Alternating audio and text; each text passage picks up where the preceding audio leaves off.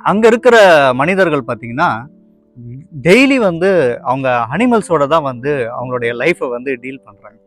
அப்ப எந்த அளவுக்கு வந்து ஒரு பவர்ஃபுல்லான மைண்ட் செட் அவங்களுக்கு இருக்கணும். காரணம் என்ன அப்படின்னா, அ மிருகத்த வந்து நம்ம எதையுமே வந்து சொல்லி கட்டுப்படுத்த முடியாது இல்லையா? பட் இருந்தாலும், அந்த மிருகத்துக்கும் அவங்களுக்குள்ள இருக்கிற அந்த டிஸ்டன்ஸை எப்படி அவங்க வந்து மெயின்டெயின் பண்றாங்க?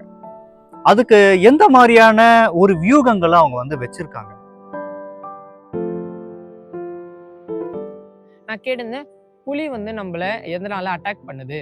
அப்படின்னு கேட்கும்போது அவங்க சொல்லியிருந்தாங்க. ஒரு 3 பாயிண்ட் சொன்னாங்க. என்னென்னன்னா, அது இனப்பெருக்கம் செய்யறப்ப ஏதாவது உயிரினமோ இல்ல விலங்கோ வந்து அந்த பகுதியில போச்சுன்னா அதுக்கு வந்து ஆபத்து அப்படின்னு வந்து சொல்லியிருந்தாங்க.